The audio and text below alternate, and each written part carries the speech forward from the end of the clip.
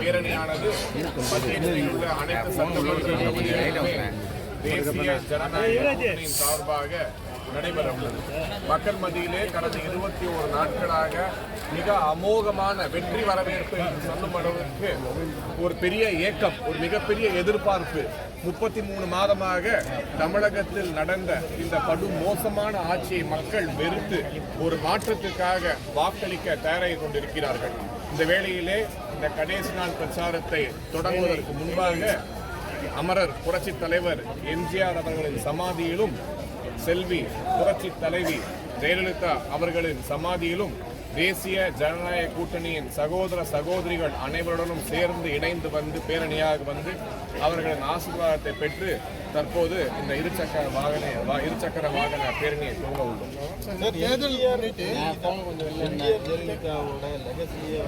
அவங்களுக்கு வந்து தலைவர்களே இல்லை, தலைவர்கள்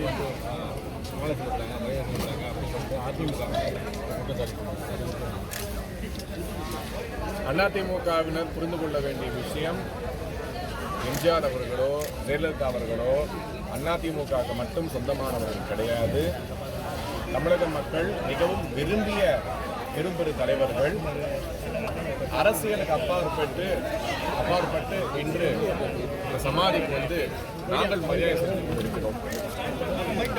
அவர்களோட தலைவர்களை மறந்தாலும் கூட தமிழக மக்கள் மனதிலே ஒரு சிறந்த இடம் பிடித்த, குறிப்பாக பாரதத்தின் பிரதமர் நரேந்திர மோடி அவர்கள் மிகவும் மதிக்கக்கூடிய இந்த சென்ட்ரல் ரயில்வே ஸ்டேஷனுக்கு சென்னை சென்ட்ரல் இருந்த டாக்டர் எம்ஜிஆர் ரயில் நிலையம் என்று பெயர் மாற்றியவர் திரு நரேந்திர மோடி அவர்கள். பல்லடம் வந்தபோது கூட செல்வி ஜெயலலிதா அவர்களின் புகழை பற்றி பேசியவர். திரு எம்ஜிஆர் ஆகட்டும், செல்வி ஜெயலலிதா ஆகட்டும், அன்றைய காலகட்டத்திலே தெளிவாக திராவிட முன்னேற்ற கழகத்தை அவர்கள் கூறிய ஒரே வார்த்தை தீய சக்தி தூக்கி எறியப்பட வேண்டும் என்று கூறியவர். ஆனால் அன்று இருந்த அதிமுக இன்று கிடையாது. இன்று உள்ள அதிமுக நாங்கெல்லாம் பங்காளிங்கன்னு பெருமையா பேசி நாங்கள் அடிச்சுப்போம் கட்டிப்போம் என்று சொல்லக்கூடிய அதிமுக மாறி உள்ளது மிக மனவேதனைக்குரிய விஷயம்தான். அது அவர்களுக்கு, நமக்கு.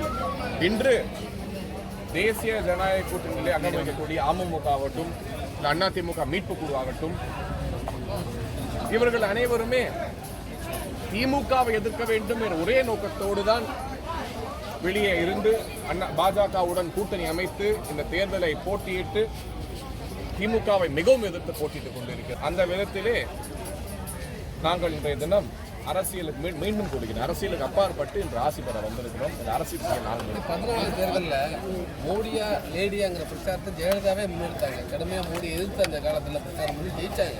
தமிழகம் முழுவதும் மிகப்பெரிய வெற்றியை பெற்றாங்க. அப்படி இருப்ப நீங்கள் ஜெயலலிதா வந்து மோடி எதிர்ப்பில் இருந்தவங்களை போய் நீங்கள் எப்படி? அரசியலுக்கு அப்பாற்பட்டு மிகப்பெரிய மரியாதையை தனிப்பட்ட முறையிலே செல்வி ஜெயலலிதா மீது கொண்டவர் நரேந்திர மோடி அவர்கள். திரும்ப தமிழகம் வரும்போதெல்லாம் அவர்களின் பெருமையை பற்றி பேசியவர், அவர்கள் நட்பை பற்றி உயர்வாக பேசியவர். எல்லாத்தையுமே நம்ம வந்து பாலிடிக்ஸா எடுத்துக்க முடியாது, பாலிடிக்ஸா பார்க்க முடியும். நான் மறுபடியும் சொல்றேன், திமுகவா இன்னைக்கு தீய சக்தின்னு கூறியவர்கள் இன்றுதான் அதிமுக இப்படி மாறி பங்காளி பாசம் சுத்திட்டு இருக்காங்க. இன்னைக்கு எங்கேயுமே வந்து அண்ணா திராவிட முன்னேற்ற கழகம் திமுகவை எதிர்த்துலாம் இன்னைக்கு பெரிய பேசுறது கிடையாது. பிஜேபி எதிர்த்து தான் பேசுறாங்க. இந்த இரு கட்சிகளுமே எதிர்க்கக்கூடிய ஒரே இயக்கம் பாஜக மட்டும்தான். அது பாரதிய ஜனதா கட்சியோட வளர்ச்சியை, குறிப்பாக தமிழகத்தில் மக்கள் மனதில் எவ்வளவு பெரிய தாக்கத்தை ஏற்படுத்தி இருக்கிறது என்பதை தெளிவாக உணர்த்தக்கூடிய விஷயம். ஒரு மிகப்பெரிய பயத்தை இந்த இரு கட்சிகளுக்குமே ஏற்படுத்தியுள்ளது தேசிய ஜனநாயக கூட்டணி. தேசிய ஜனநாயக கூட்டணி இந்த தேர்தலிலே மிகப்பெரிய வெற்றியை பெறப்போகிறது. இந்த ஆண்டு ஒரு மிகப்பெரிய மோடி அலைன்னு கூட கூற முடியாது, மோடி சுனாமியாக மாறி தமிழகத்திலே ஒரு மாற்றத்தை ஏற்படுத்த போகிறது. இந்த ரிசல்ட், இந்த உண்மை ஜூன் 4ஆம் தேதி எதிர்கட்சிகளுக்கு தெளிவுபடுத்துவோம் என்று நாங்கள் கூறிக்கொள்கிறோம். அந்த கட்சியோட கோர் லீடர்ஸாக அம்மாவும் எம்ஜிஆர் இருக்கும்போது அவங்களோட எலெக்ஷனுக்கு வரும்போது அவங்களே வந்து பார்க்கல, நீங்கள் வந்து நான் தான் ஏற்கனவே சொல்லிட்டேன். அண்ணா திராவிட முன்னேற்ற கழகம் இந்த பகுதிகளெல்லாம் வேட்பாளர் நிறுத்தியிருந்தா கூட அவர்கள் எங்கள் தலைவர் என்று கூறக்கூடிய தலைவர்களை மறந்து விட்டார்கள். நான் ஒரு சாமானியனாக, நான் வேட்பாளரெல்லாம் வரல, நான் ஒரு சாமானியனாக இங்க வந்து திமுகவை எதிர்த்த தலைவர்களுக்கு மரியாதையை செலுத்தி ஆசி பெற வந்துள்ளேன். அதே எதிர்ப்பை நாங்கள் திராவிட முன்னேற்ற கழகத்துக்கு இன்றைய தினத்திலே பாரதிய ஜனதா கட்சியின் வாயிலாக, தேசிய ஜனநாயக கூட்டணி வாயிலாக அன்று அவர்கள் கொடுத்த எதிர்ப்பினை தமிழகத்தில் கொடுத்து கொண்டு வருகிறோம். நரேந்திர மோடி அவர்களின் நல்லாசியுடன் இந்த மோடி கேரண்டி, அந்த கேரண்டி கார்டு, அது மட்டும் இல்லாம இருக்கக்கூடிய இந்த மேனிஃபெஸ்டோ, தேர்தல் வாக்குறுதிகள், இதையெல்லாம் முன்னிலைப்படுத்தி மக்களை சந்தித்துக் கொண்டு வருகிறோம். யார் மறந்தாங்க என்பது எங்களோட கவலை கிடையாது. நாங்க மனசுல வைத்துக் கொண்டிருக்கிறோம், மரியாதை வைத்துக் கொண்டிருக்கிறோம். அந்த மரியாதையை தற்போது வெளிப்படுத்தி கொண்டிருக்கிறோம். சென்னையில மகளிருக்கு இலவச ஷேர் வழங்கப்படும் வாக்குறுதி செய்தித்தாளில் படித்தோம் பிஜேபி. அது சாத்தியமா? எதுல படிச்சீங்க?